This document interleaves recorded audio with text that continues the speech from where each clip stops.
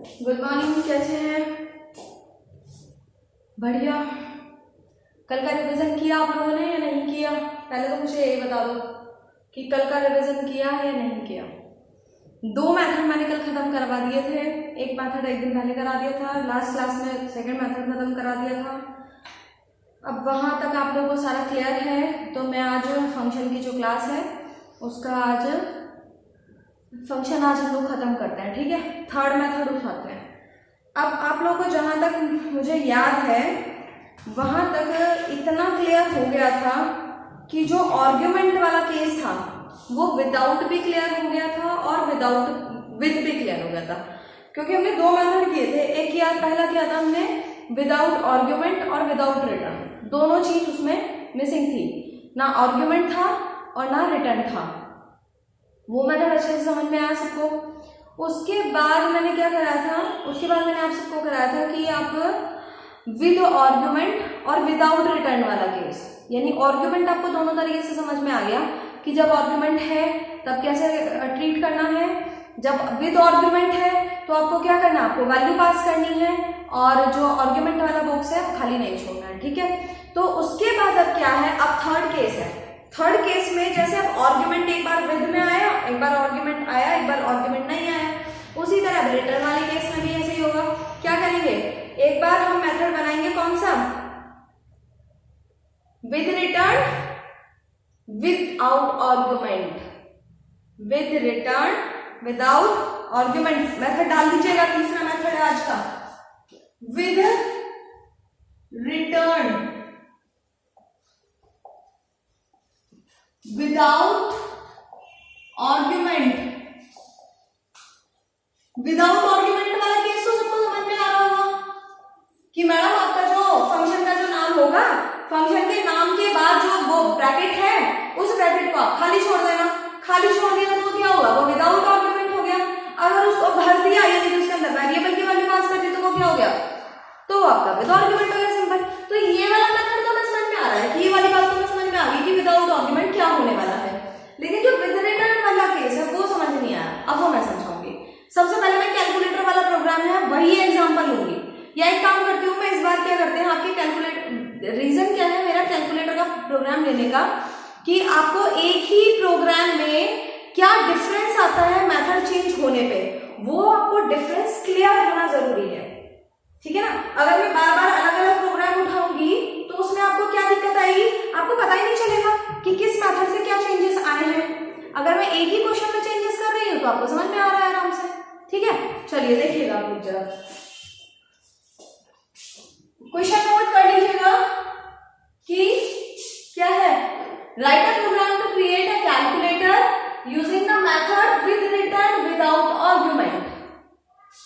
कहां से शुरू करते हैं मेन के function, hash include std.h, hash include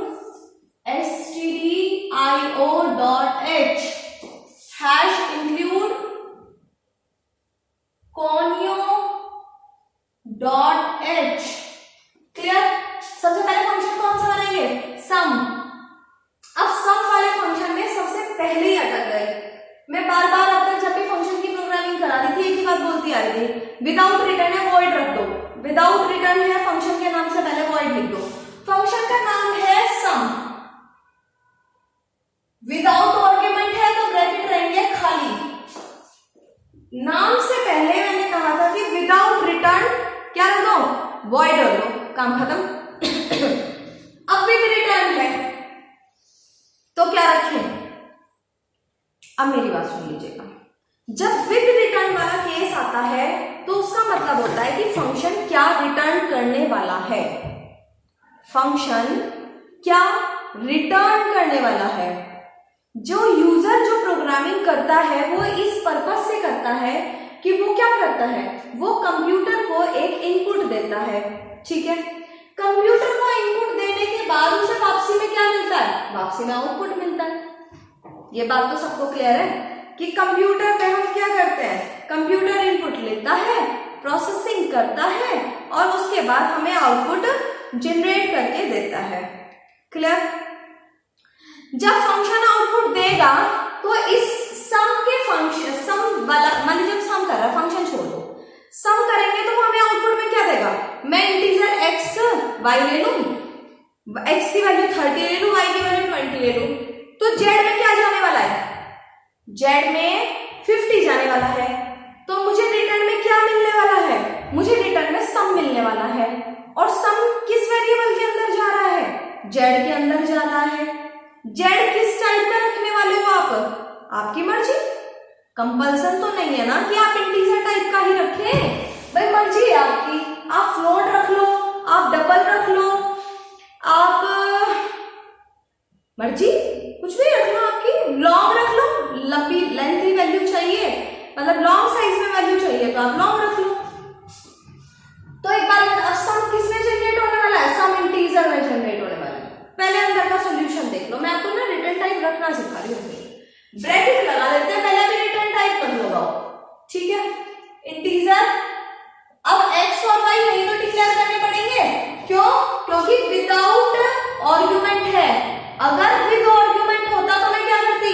integer x comma integer y यही पुट कर देती सम के अंदर ही, ठीक है। विदाउट आर्गुमेंट है तो इस ब्रैकेट को क्या छोड़ना पड़ेगा? ब्रैकेट को खाली छोड़ना पड़ेगा। खाली छोड़ने के लिए मैं यहाँ पे क्या करूंगी? Integer x। अच्छा, अब आप सोच रहे होंगे कि मैं वैल्यू पुट करा दो, चलो मैं वैल्यू पुट ही करा देती हूँ, मैंने डायरेक्टली पुट भी कर दी। x, y, z बराबर 0। मैंने कहा printf enter to values, enter to values.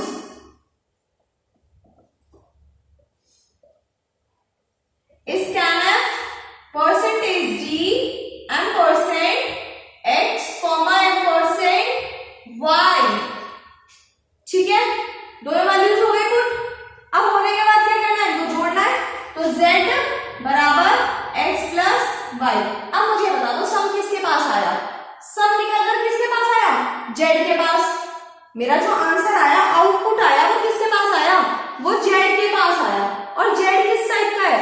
Integer type का है। तो फंक्शन के नाम से पहले आप रिटर्न टाइप में इंटीजर रख देंगे।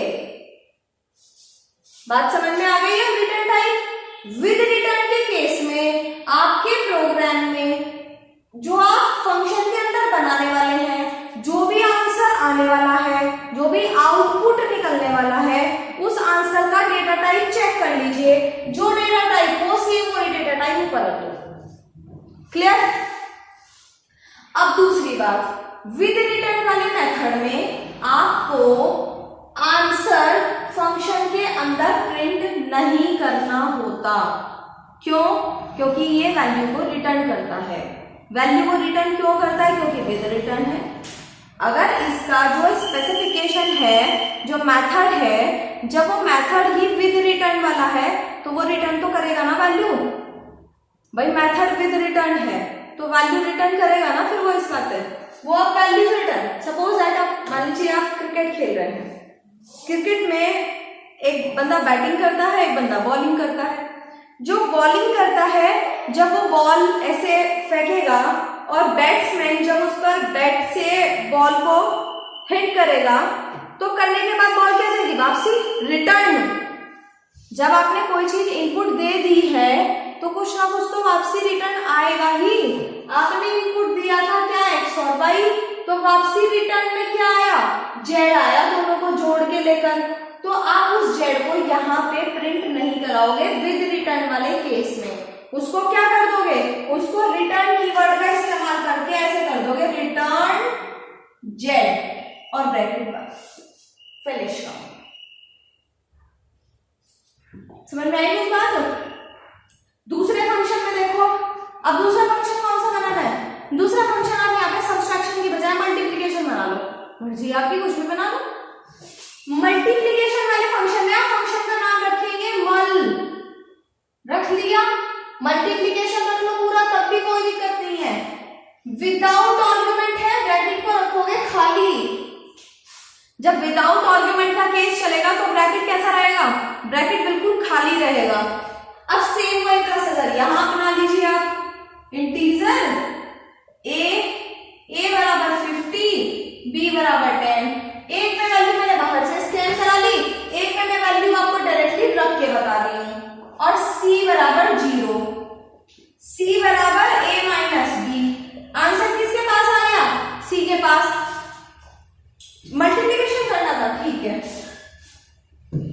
मल्टीप्लाई डी, मल्टीप्लाई हो गया, वैल्यू किसके पास आ गई, सी के पास।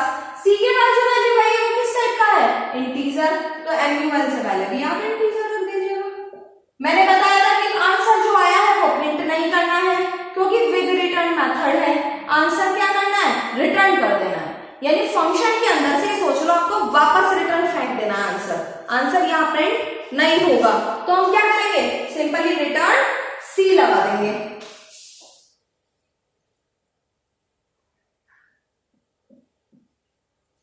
अब आप ये सोच रहे मैम जब आंसर कहीं प्रिंट ही नहीं होना तो हम प्रोग्रामिंग क्यों बना रहे हैं, होगा भाई, प्रिंट जरूर होगा। इस केस में भी कॉलिंग का बहुत इंपॉर्टेंट रोल अदा होता है। जब किसी ने कोई चीज उधर से फेंक दी, रिटर्न कर दी फंक्शन के अंदर से बाहर, फंक्शन के अंदर से बाहर क्या कर दी, रिटर्न कर दी। ये सोच लीजिए आप सपोज कि किसी ने ऐसे किसी चीज को फेंक दिया तो दूसरी चीज हमें उसे होल्ड करने के लिए भी तो चाहिए ना कुछ। मान लीजिए मैं ये चीज इधर से ऐसे फेंक दूं तो मैं इसको क्या करूंगी, होल्ड करूंगी, ऐसे करूंगी तो मैं होल्ड करूंगी। तो होल्ड करने के लिए फंक्शन के अंदर से फेंकी गई है तो होल्ड कहां करेंगे, बाहर करेंगे हम इसको होल्ड। कैसे होल्ड करेंगे, फंक्शन लगाइए वॉइड मेन, कॉलिंग कहां पर होती है फंक्शन की, मेन फंक्शन में जाके। फंक्शन की कॉलिंग कहां पर होती है भाई, मेन फंक्शन में होती है कॉलिंग। तो मेन में आ जाओ, मेन में आने के बाद सबसे पहले कॉल करो किसको, सम, खाली ब्रैकेट है तो खाली ब्रैकेट कॉल होगा, फर्क तो कुछ पड़ा नहीं, आंसर तो कहीं प्रिंट नहीं हुआ। तो होल्ड करो, जैसे ही सम फंक्शन कॉल हो, कॉल होने के बाद जैसे ही xy की वैल्यू पुट हो और z की वैल्यू निकल जाए और यहां से जैसे ही रिटर्न लेकर आए तो रिटर्न वाला स्टेटमेंट सीधा यही आएगा इस कॉलिंग पे, रिटर्न वाला स्टेटमेंट सीधा कंपाइलर कॉलिंग पे आएगा। और यहाँ होल्ड करने के लिए कुछ मिलना चाहिए, तो होल्ड करने के लिए हमने इंटीजर r और बराबर कॉलिंग कर दी, यानी कि इधर तो क्या होगा, कॉल होगा, कॉल होते ही जो वैल्यू वापसी आई होगी वो किसको असाइन हो जाएगी। इक्वल ऑपरेटर का काम क्या होता है, अगर आपको बराबर चेक करना है, इक्वलिटी चेक करनी है तो आप डबल इक्वल लगाते हो। इक्वलिटी चेक करने के लिए आप क्या करते हो, आप डबल इक्वल लगाते हो। बट अगर आपको पता है कि जो सिंगल इक्वल सिंबल है वो क्या करता है, that will assign the value, ये वैल्यू को असाइन करता है। जब ये वैल्यू को असाइन करेगा तो यहाँ वैल्यू कहाँ होल्ड होगी, आके r में होल्ड हो जाएगी वैल्यू, आपकी वैल्यू r में होल्ड हो जाएगी। अब आंसर किसके पास है, अब आंसर z के पास है कि r में चला गया, z ने तो उसको रिटर्न कर दिया था, z ने अपने पास लिया और रिटर्न कर दिया।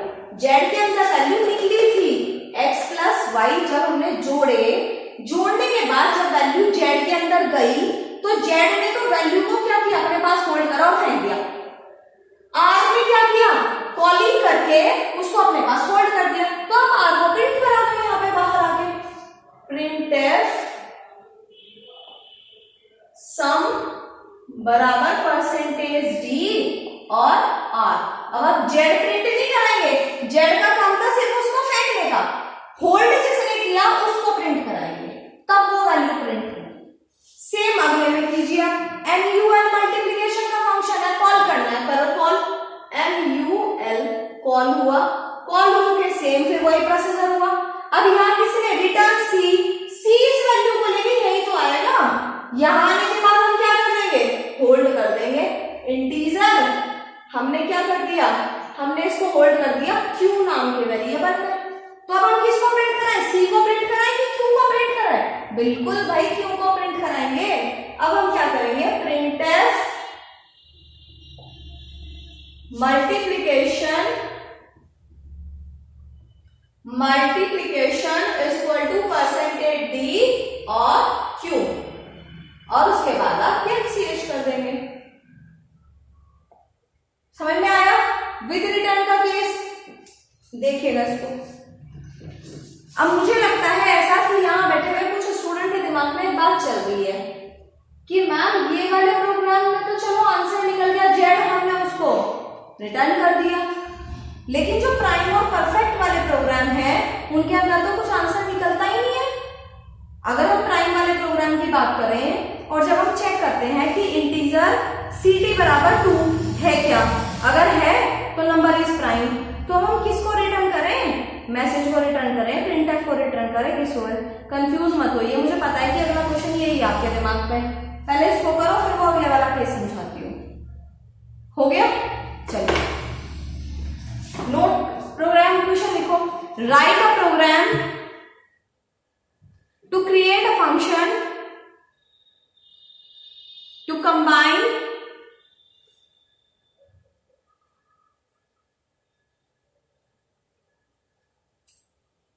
two functions in the program using method what? With return without argument. Number 1 क्या? प्राइम नंबर, और नंबर 2 फैक्टोरियल कर लो, परफेक्ट कर लो, आर्मस्ट्रॉन्ग कर लो, कोई सा भी कर लो, दोनों को कंबाइन, दो जने। अब आप सोच रहे हो ना दो का क्यों करा रहे हो, सारे एक साथ ही? हाँ, सारे एक साथ दे जाएंगे। 10 के 10 नंबर एक साथ अलग अलग 10 फंक्शन बना दो, 10 के 10 कॉल कर दो, वो भी एक प्रोग्राम में हो जाएंगे।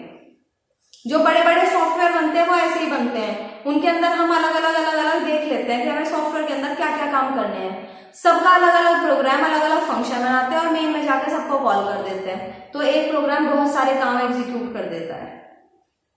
ठीक, चलिए देखिएगा जरा।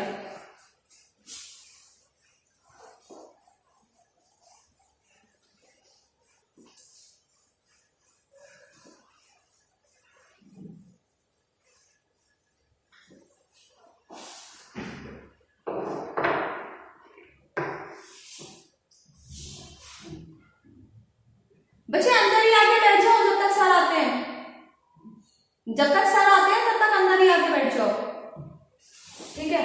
चलिए देखिएगा कैसे करना है, शुरू करते हैं। सबसे पहला फंक्शन कौन सा बनेगा? सबसे पहला फंक्शन बनेगा प्राइम, ठीक है? प्राइम फंक्शन में आपको पता है मेथड क्या यूज करना है? प्राइम आगे ब्रैकेट खाली, क्यों? क्योंकि विदाउट आर्गुमेंट है, विदाउट आर्गुमेंट है तो ब्रैकेट बिल्कुल खाली रहेगा। अब क्या है? विद रिटर्न, लेकिन विद रिटर्न अभी हमको नहीं पता हमें क्या रखना है, ठीक है? जैसे मैं कर रही हूँ वैसे ही समझो अभी फिलहाल, अभी हम कुछ नहीं रखेंगे, ऐसे मैं डायरेक्टली बता दूं समझ नहीं आएगा आपको। अब यहाँ अभी क्या करूं? विदाउट आर्गुमेंट है तो एन की वैल्यू तो आई नहीं है यहाँ पे, अगर विद आर्गुमेंट होता तो हेल्प हो जाती, क्या? एन की वैल्यू डायरेक्टली इसके अंदर पुट कर देते जैसे कल किया था हमने, ठीक है ना? तो आज क्या करेंगे? इंटीजर एन, ए बराबर 1, सी डी बराबर 0। अब एक्सप्लेन करने की जरूरत तो नहीं है, प्राइम नंबर का प्रोग्राम पहले ऑलरेडी सिखा चुकी हूँ, इसीलिए मैंने कहा था कि अगर आप लूपिंग के बाद फंक्शन करते हैं तो लूपिंग के सारे क्वेश्चन जो है वो रिवीजन हो जाएगा आपका फंक्शन करने पे, ठीक है? चलिएगा देखिए, अब इसका एन का वैल्यू पुट करा लो पहले। printf enter the number, scanf %d ampersand n, that's it। Loop start करूं कहां से? 1 से कहां तक? n तक। while a less than equal to n, check करें कंडीशन, फैक्टर करने पड़ेंगे ना। चलिए, if the number modulus a equal to 0 अगर होता है तो क्या हो जाए? ct प्लस प्लस वरना a प्लस प्लस करके ऊपर चला जाए, ठीक है? दूसरी बात, इफ, अब देखो अगर ct बराबर बराबर 2 है तो अगर यहां पर होता विदाउट रिटर्न तो हमारे लिए प्रोग्राम बहुत इजी था, जैसा मैंने आपको सिखाया था। क्या करते? सीधा लेते थे number is prime, else number is not prime. लेकिन मेथड क्या है? मेथड है विद रिटर्न, और रिटर्न के केस में मैंने आपको अभी समझाया है कि जो आंसर है वो फंक्शन के अंदर प्रिंट नहीं होगा। जब फंक्शन के अंदर प्रिंट नहीं होगा तो जाहिर सी बात क्या है? उसको बाहर थ्रो किया जाएगा, यानी कि रिटर्न किया जाएगा। अब मुद्दा यह है कि रिटर्न करें तो करें क्या? आपने वर्ड सुना होगा, शायद नाम सुना भी हो, बुलियन। सी के अंदर लैंग्वेज में सब होता है, डेटा टाइप होता है एक तरीके का बुलियन। बुलियन वो डेटा टाइप होता है जिसके अंदर केवल दो ही वैल्यू स्टोर होती है ट्रू और एक होती है फॉल्स। बस अगर कंडीशन ट्रू है अगर कंडीशन ट्रू है तो आप ट्रू उसके अंदर स्टोर करेंगे, अगर फॉल्स है तो आप फॉल्स स्टोर कर देंगे। अब मुझे एक बात बताओ, यानी कि वो क्या है, दो वैल्यू है, कंडीशन दो है ना बस, एक ट्रू और एक फॉल्स। ट्रू का मतलब होता है 1 और फॉल्स का मतलब होता है 0। ये बात भी क्लियर है। अब मुझे ये बताओ, अगर यहाँ कंडीशन ट्रू होती है तो यहाँ मैसेज क्या प्रिंट होता कि number is prime if the सीटी इज इक्वल टू क्या 2। तो हम क्या करेंगे, हम सीधा सीधा उसको बोलेंगे कि अगर ये कंडीशन ट्रू है तो क्या रिटर्न कर दे ट्रू। ट्रू को ही रिटर्न कर दे, यानी कि इसने क्या बाहर भेजा होगा 1। और अगर कंडीशन फॉल्स नहीं होगी एल्स तो रिटर्न कर दे फॉल्स, सिंपल, और ब्रैकेट में बस। ये थोड़ा सा चेंजेस था और कुछ नहीं था। अभी मैंने आपको जो कैलकुलेटर का प्रोग्राम बनाया उसमें हमने क्या किया, सिंपली जो वैल्यू आई निकल के सम की और मल्टीप्लिकेशन की, सिंपल हमने उसको रिटर्न कर दिया, एक्स को रिटर्न कर दिया, वाई को कर दिया, जेड को रिटर्न कर दिया। लेकिन जब मैसेज वाला केस आ जाए और मैसेज वाले क्वेश्चन आ जाए, उन केसेस में आप क्या करोगे, उन केसेस में आप बुलियन वैल्यू रिटर्न करोगे। और बुलियन वैल्यू क्या है, तो केवल दो होती है, एक ट्रू होता है और एक आपका फॉल्स होता है। उन दोनों वैल्यूज को आप रिटर्न करोगे। लेकिन चाहे बाहर दोनों वैल्यू आएगी कि एक आएगी, सीधी सी बात है, इतना पढ़ के आए हो। कंडीशन इफ एल्स की अगर ट्रू होती है, सेटिस्फाइड होती है, तो केवल ट्रू बाहर जाएगा। और अगर कंडीशन फॉल्स हो गई, नंबर प्राइम नहीं हुआ, तो कौन बाहर जाएगा, केवल फॉल्स जाएगा बाहर। क्लियर। अगला क्वेश्चन, एक और फंक्शन बनाते हैं, इसके अंदर कौन सा बनाया था मैंने, तो अब यहाँ पे क्या लिखोगे, अब यहाँ लिखोगे बुलियन। फंक्शन के नाम से पहले क्या लिखोगे, बुलियन। क्लियर। जितने भी आपके आर्मस्ट्रॉन्ग के, पैलिंड्रोम के जितने भी आपके क्वेश्चन हैं, उन सब क्वेश्चन को आप इसी तरीके से हैंडल करोगे फंक्शन में। अगला चलिए एक बनाते हैं फैक्टोरियल का। अब है फैक्टोरियल वाले में क्या करेंगे, सेम नंबर रख लेते हैं कुछ भी, जैसे 6।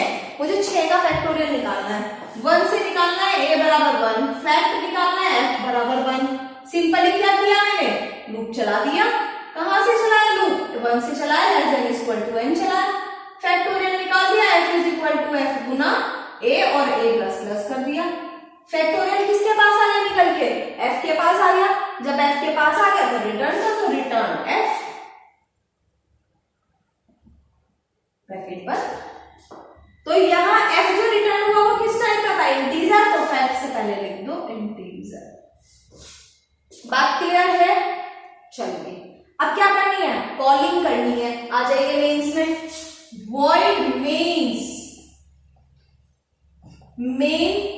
अब क्या करना है, अब कॉलिंग आप सोच रहे होंगे मैम फैक्ट की तो हमें समझ में आ गई, आपने f रिटर्न किया, हम f को होल्ड कर लेंगे एक वेरिएबल में उसमें। चलो पहले फैक्ट ही करते हैं, ठीक है। सिंपली हमने क्या किया, फैक्ट को कॉल किया, कॉल करके उसको क्या किया, एक वेरिएबल के अंदर होल्ड कर लिया। किसके अंदर, इंटीजर।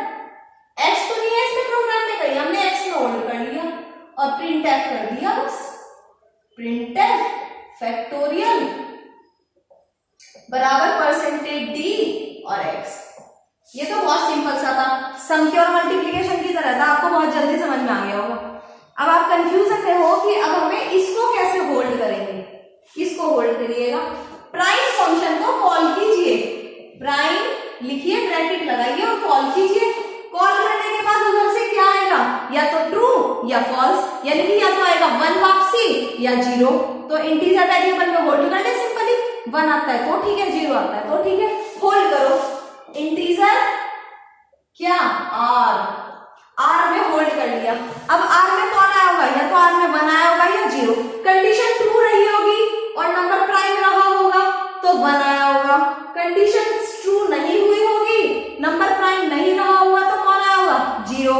r को चेक करो। अब इफ अगर r आया होगा बराबर 1, अगर r की वैल्यू आई होगी 1, तो मैसेज प्रिंट कर दो, print F number is prime. क्योंकि मजबूरी ये है कि विद रिटर्न मेथड में हमें अंदर नहीं करना है प्रिंट,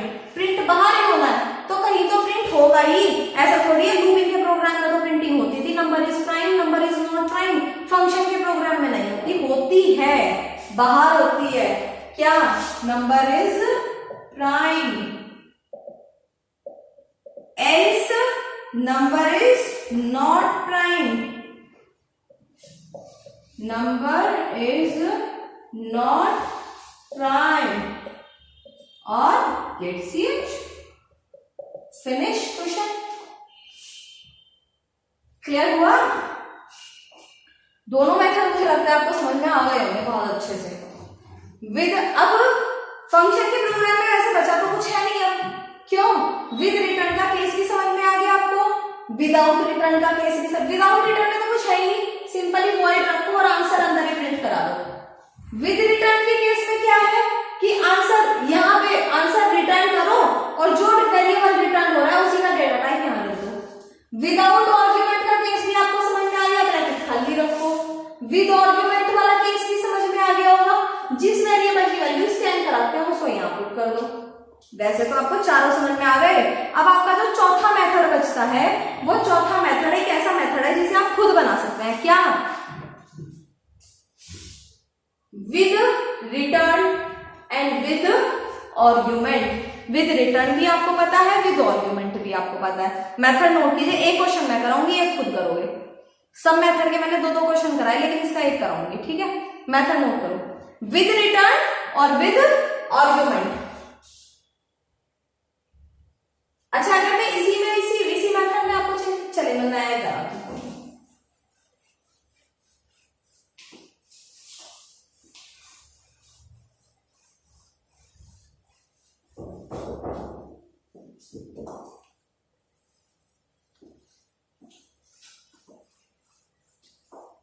विद रिटर्न और विद आर्गुमेंट के केस में ऐसा करती हूँ, दो अलग अलग तरीके के नंबर ले लेती हूँ। जैसे हम लोग क्या करेंगे अभी, एक तो ले लेते हैं परफेक्ट का, ताकि आपको मैसेज ट्रांसफर और सेंडिंग भी पता चल जाए, और एक ले लेते हैं एरिया ऑफ सर्किल कैलकुलेट करने का, ठीक है ना?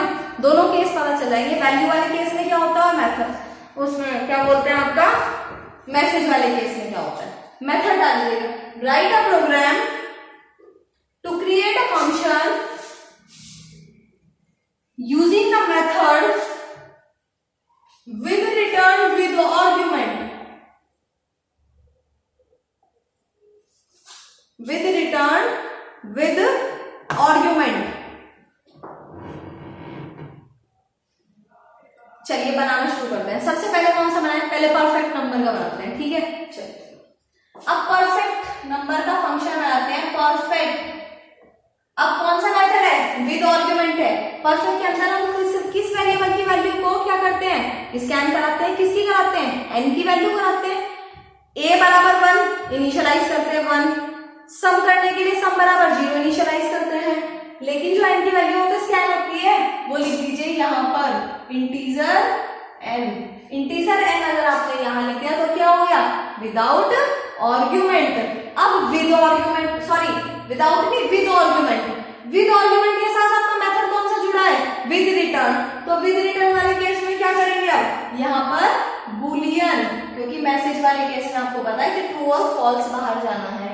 तो अब यहाँ क्या करेंगे? ब्रैकेट शुरू, इंटीजर ए बराबर 1 और सम बराबर 0। अब क्या करेंगे? लूप चलाएंगे, व्हाइल ए लेस देन चलेगा ना लूप, इक्वल तो नहीं जाएगा क्योंकि उसमें क्या हो रहा है? फैक्टर का सम हो रहा है। क्या करेंगे अभी यहाँ पर? चेक करेंगे factor number modulus A equals to 0।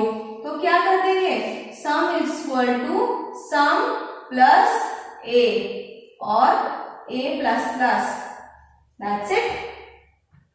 अब क्या करें? अब करते हैं check, if sum equals to what? N. तो क्या करेंगे? Return true, else return false,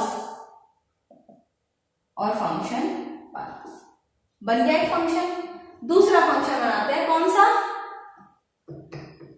area of circle. एक फंक्शन बनाते हैं एरिया, और एरिया में किसकी वैल्यू हम कराते हैं?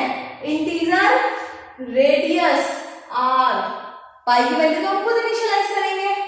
और यहाँ पे क्या आएगा? प्रोटोटाइप। पहले देख लो प्रोग्राम में, आर्ग्यूमेंट विद रिटर्न, दोनों केस हैं ये।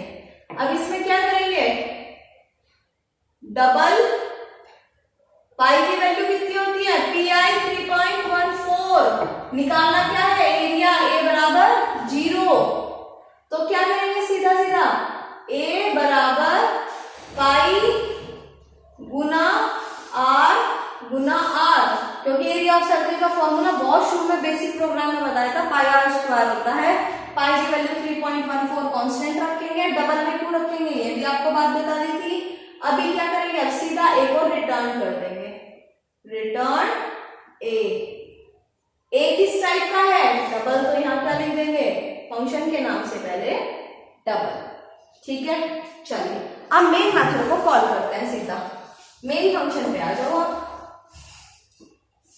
वॉइड में कॉलिंग करें, सबसे पहले परफेक्ट की जब कॉलिंग करेंगे, अब ब्रैकेट खाली कॉल नहीं करेंगे, क्योंकि पहले वाला मेथड क्या था, विद रिटर्न था और विदाउट आर्ग्यूमेंट। अब की बार क्या है, विद रिटर्न भी है और विद आर्ग्यूमेंट भी है। तो वैल्यू पास करेंगे, क्या हमने वैल्यू पास कर दी 6, कॉलिंग कर दी, कॉलिंग करके वैल्यू क्या कर दी, होल्ड कर दी, इंटीजर r बराबर 0, चेक करेंगे r अगर बराबर 1 है तो printf number is perfect, number is perfect, else printf number is not perfect। हो गया परफेक्ट कॉल। अब किसको कॉल करेंगे, एरिया को कॉल करेंगे, कॉल कीजिए एरिया कॉल, ब्रैकेट में वैल्यू पास कर दी हमने 12 और होल्ड कर दी वैल्यू किसमें, डबल में ही। डबल क्या करें हम, डी नाम का वेरिएबल ले लें, डी बराबर में एरिया होल्ड हो गया। अब डी को प्रिंट करा दीजिएगा, प्रिंटफ। अब परसेंटेज क्या आएगा, अब डी नहीं आएगा, डबल का परसेंट क्या होता है, स्पेसिफायर LF होता है, LF, ठीक है। और कौन प्रिंट हो गया, डी, गेट्स। स्क्रीनशॉट लेना है, ले लीजिएगा, देख लीजिएगा, ओके।